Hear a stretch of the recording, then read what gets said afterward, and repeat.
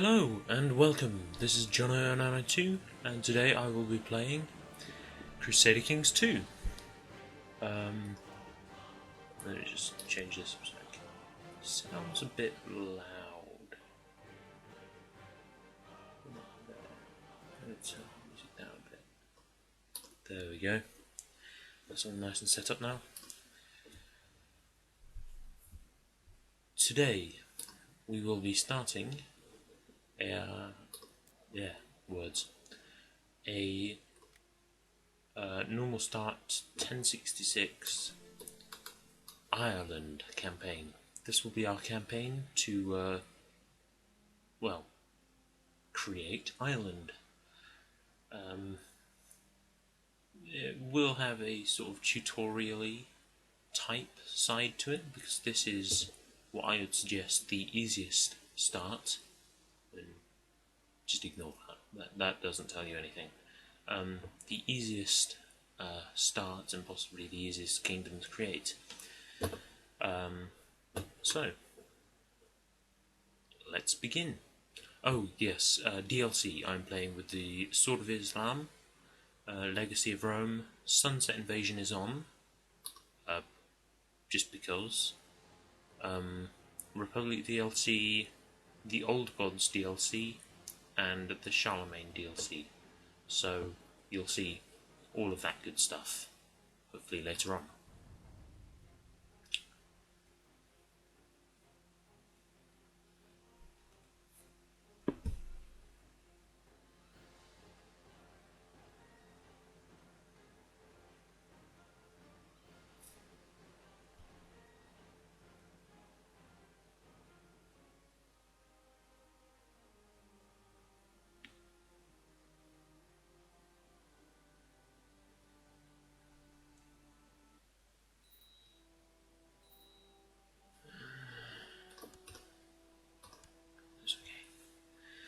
Now, there are a couple of reasons why I would suggest this, and a couple of reasons why it probably isn't a good start for experienced players. But for new players, Ireland is a very good start, because virtually every county is independent within the Kingdom of Ireland.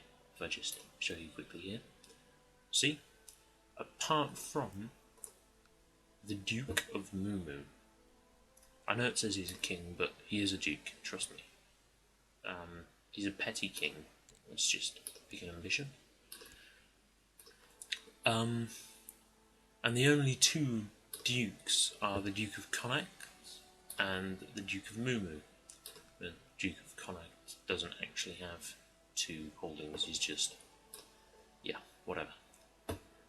And as the Duke of Mumu, you start with a de jure claim on this guy, the Earl Muirdach of Desmu, whatever. I'm not going to be able to pronounce that. Just accept that early on. So let's start getting married then. Okay, alliances.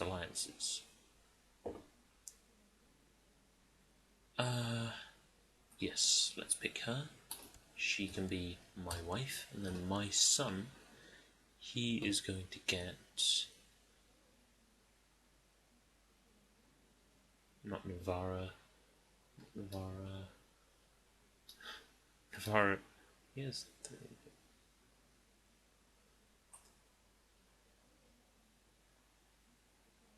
In 5 years, he'll marry her. Okay. So, where to begin? Let's start off with minor titles. Okay, we have to give all of those out. We're very lucky. We started with a Chancellor with 18 diplomacy. Now, the important statistic for your Chancellor is he needs to have, well, doesn't need to have, but it's good to have him having a diplomacy of 16 or above. I think that's the number anyway. Because that is the value where the Chancellor can fabricate claims on entire duchies, not just single counties. So it doesn't say it there, but I'm fairly sure that that's the threshold. So if we get him fabricating a claim in Ossory, and now he'll have a percentage chance to get a claim there sort of every year, which is 17%. So next thing we need to do is we need to find out what has this guy got. Okay, he hasn't got any good combat modifiers, so yeah, let's leave him as our marshal. Get him to train troops in the capital, which is pretty much always what you should be doing with your marshal. You'll get military tech anyway, like through your spy master if you have him study technology, or just from your neighbours. It's not incredibly important early on. You generally want more troops. Suppressing revolts can be good, especially if you're trying to imprison a noble, but I'm not trying to do that at the moment, so I won't. Generally, that has a super low chance of ticking by. I like to just have him research economy tech. Yeah, that's the word. And generally I have my spy master scheme or study technology. Don't usually bother building a spy network, but you know, it's unless I'm plotting to kill someone. Don't have any places to convert, so that would be useless. Don't really want to become a heretic yet. That's generally what you want that for. Basically to give you extra piety and to increase your cultural tech, but I'm not bothered. I usually have them improve religious relations with the Pope. It's very important that you keep the Pope happy with you, sort of 50 or above, otherwise he may excommunicate you, which basically gives every other ruler in the world that is Catholic the ability to declare war on you because you're an excommunicated ruler. So, as the Duke of Mumu, I don't want the Holy Roman Emperor declaring war on me because I'm excommunicated. Their words. Excommunicated. That's generally a bad thing, considering he has 22,000 troops, and I have 1,000. It's just tiny things like that can trip up an uneducated player. So we'll designate him regent so we can get extra troops from him.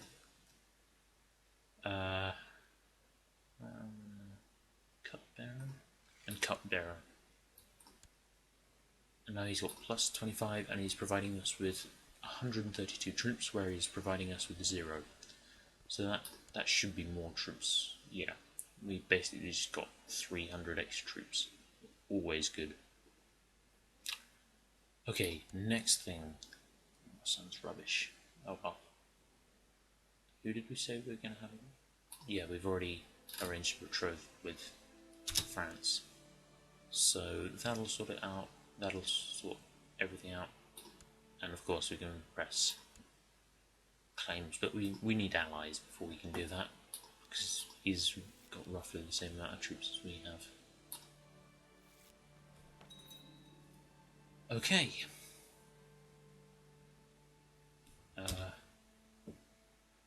So I could have 25 prestige.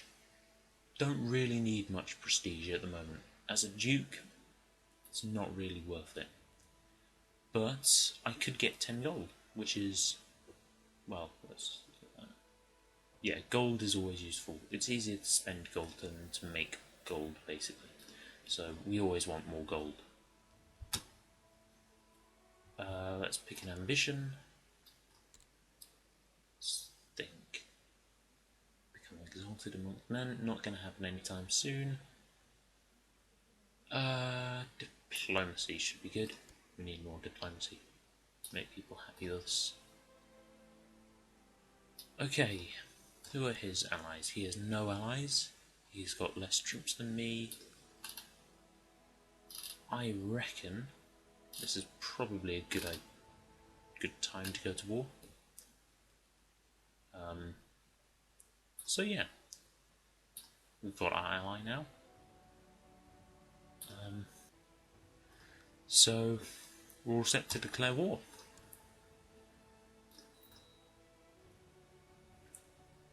Okay, we should call our ally. He'll bring an extra 3,000 troops, thereabouts. And yeah. So I'll raise my levies. How happy is he with Pope?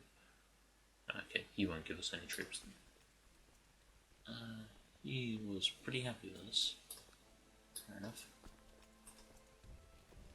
So let's move our troops over.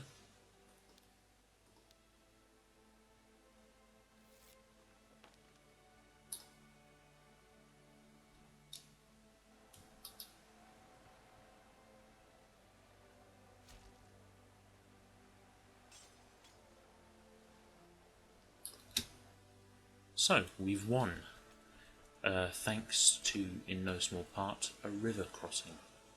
We'll see them here.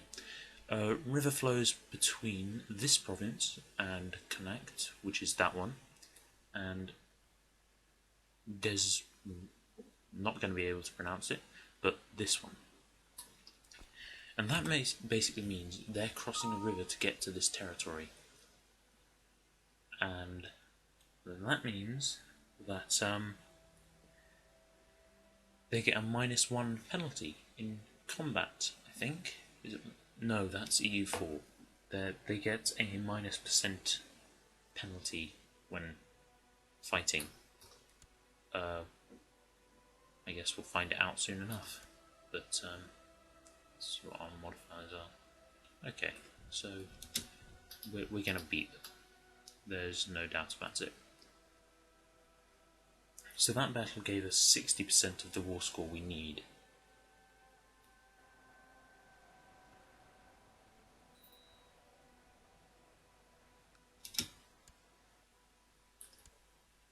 That gave us an extra 16%. We will be able to annex this territory, which basically means make it our own, when we have got to 100% war score.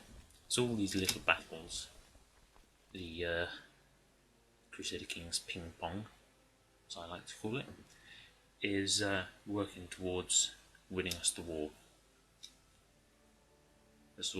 He becomes more and more exhausted and out of options until he has to surrender.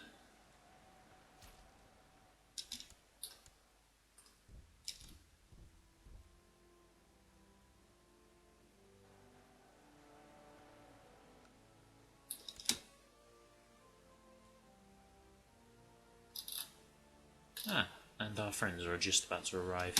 Good timing, guys.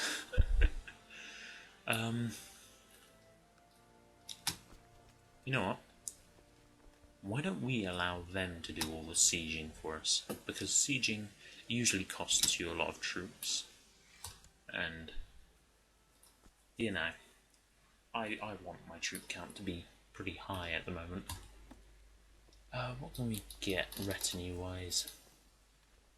Nothing. Forget I mentioned it. Okay. Let's get some more piety. Can always use that. We gained the trait scholar. That's basically 3 more learning.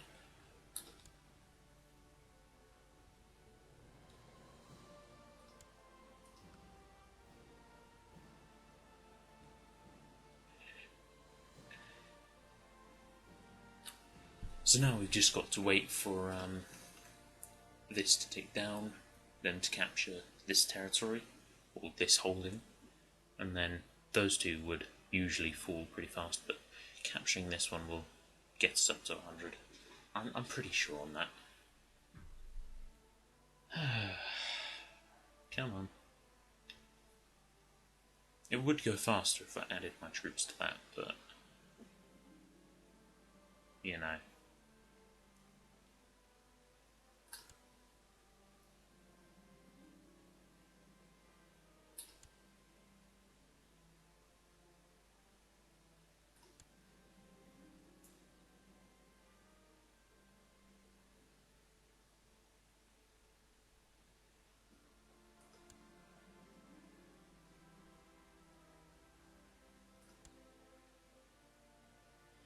And there we go. Though it is doubtful whether they understood half of what you said, most of your message seems to have carried over. The peasants give a rousing applause, crying members of the two families hug each other, and at least 2 marriages between their bloodlines are agreed upon on the spot. It seems the feud is over. So that was to do with our ambition. Because we didn't pick the diplomacy ambition, we got some events giving us the opportunity to increase our diplomacy.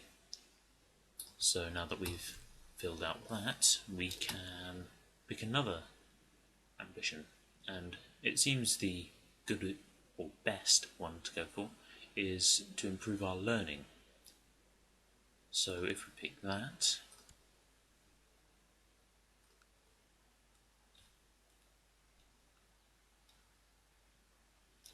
and we just let time carry on,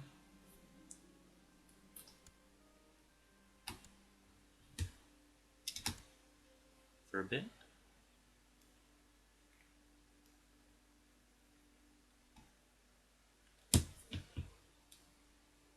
It always lags a lot around when it autosaves, but it's better to have it autosaving than, you know, saving whenever you feel like, because that is proven to allow the game to crash repeatedly. And there we go, 100%. So it's quite likely that this guy won't like us. Or maybe he will. Ah, yes. Yeah, he will. So, because we declared war and are at war with him, we get minus 45. Because we have a good state diplomacy, we get plus 15. Both zealous, plus 30. My prestige, plus 2. So you get plus 1 opinion for every 100 prestige that you have. So you can kind of understand that if you had, say, 3,000 prestige, you'd be getting a plus 30 bonus. But for us as a, duke, that doesn't really matter, because generally we are able to keep people happy with gifts and stuff. So if we just enforce demands, we'll no longer be at war. So we now have a bunch of other stuff, like technology and Gavocline succession, but we also have the short reign penalty, which is always annoying. And goes away after 10 years, I think. Oh well. Which is basically, you've only just got into power. Why should I follow you? Logic. Now, we could declare war on these guys, but it would be a claim for our courtier. So basically we'd be replacing this guy with one of our courtiers. He isn't actually part of our realm. He doesn't owe us fealty, which means that would still be independent, not part of our realm. So you just have to be wary of those types of things. I mean, if I was able to land that courtier, I'd be able to take those... Is it the same guy? Yeah, it's the same guy. Those 2 provinces and hold them within my realm. Unfortunately, can I imprison him righteously? No, I can't. That's a shame. I could try and plot to revoke a title. That might be a good idea.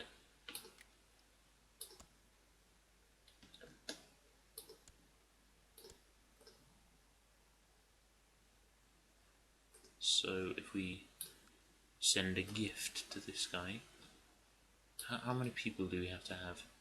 Plot backers at least 1. Oh, yay. Plenty of plot backers. So, for revoking titles, there's 2 ways, or 3 ways of doing it.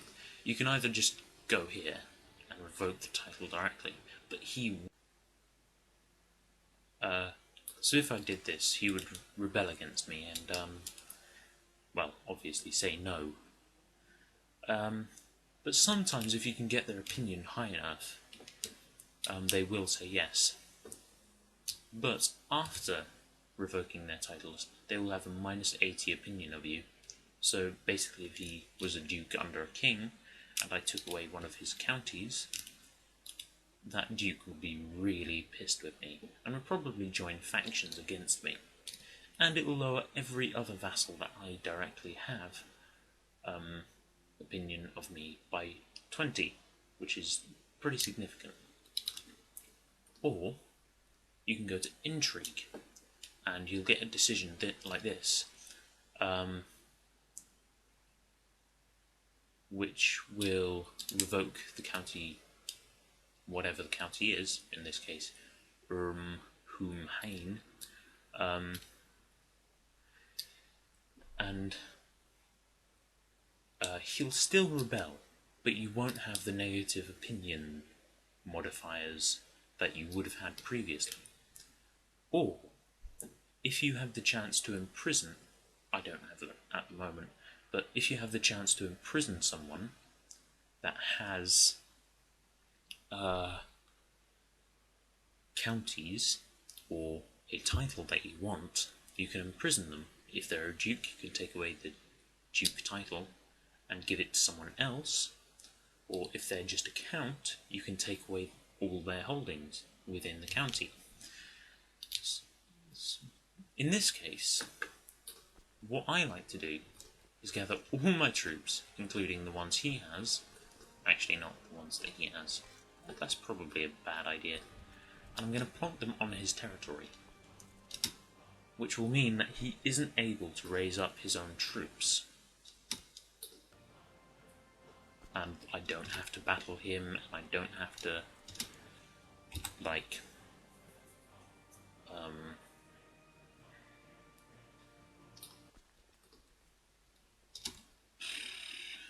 you know, lose troops to him. But it does mean it will be harder for me to take down his province. However,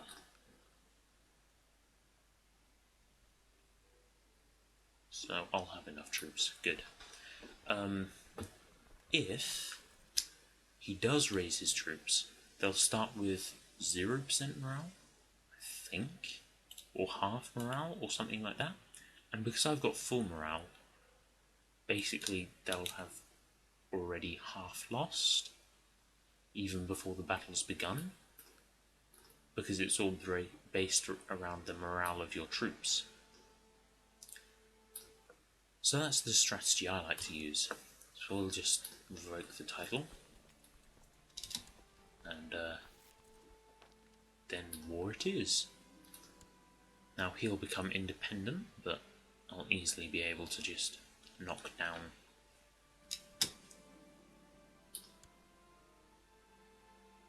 one other thing I would like to point out is siege events, like when you lose troops, actually happens to the characters, not to the troops, because the events have to happen to the characters. So if you just unassign all the generals in a siege, you won't suffer, well, you will suffer attrition, but you won't get the events that knock you down 100 troops, which is kind of important in battles like this, where he's almost got the same amount of troops in the garrison as me. Because if my troop count drops below that, I won't be able to siege it. Now I've got a daughter. Lovely. Oh, sickly. Brilliant. Oh. Yay! That's really bad. Just marry her then. Yeah.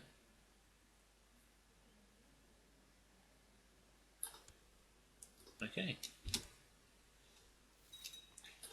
So I've got a new alliance. Should be good. I can claim Hungary.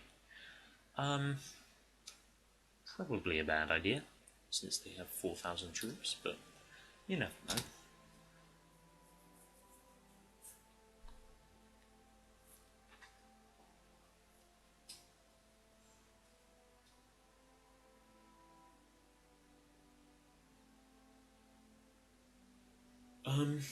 I'm just going to put in a minor cut here, so that you don't have to...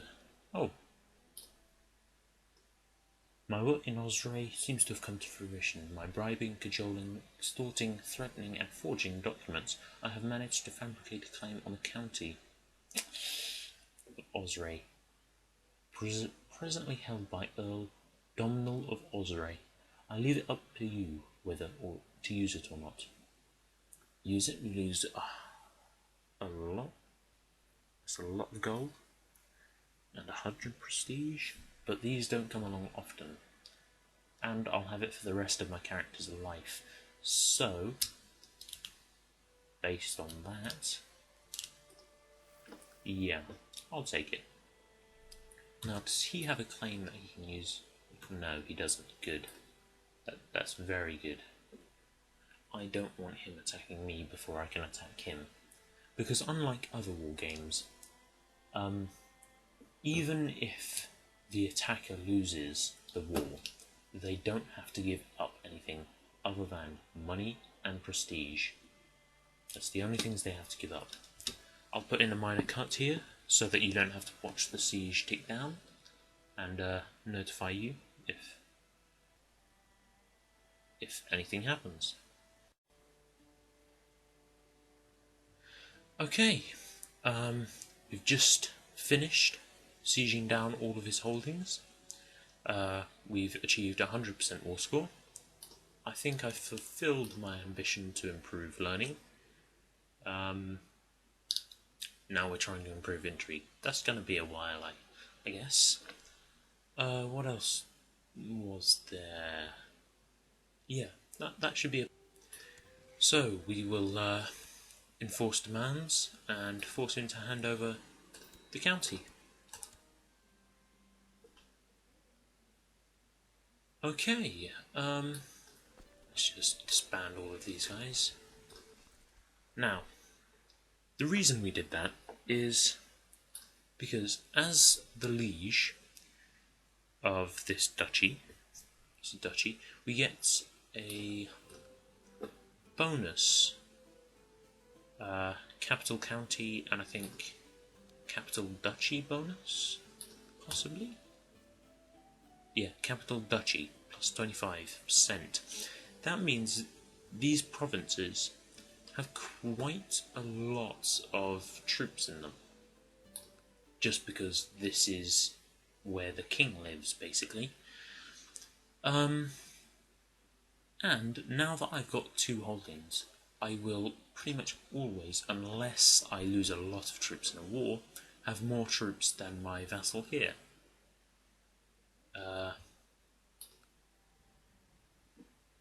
And it means that I don't have to contend with this earl trying to create factions and stuff. And it also means that I can take directly from this county. Beforehand, I was only getting about 100 troops from this county. Now I will be getting 1,000. That's because the amount of levy you get from vassals is dependent on their opinion of you. This guy is giving me 200 troops of his possible 600. That's not bad, but he probably has a maximum of 1,000. This guy didn't like me that much, so he was only giving me about 200. That wraps it up for this first episode of my CK2-Ireland creation tutorial thing. Let's play. I hope you've enjoyed. Like and subscribe if you've enjoyed the episode. Peace out.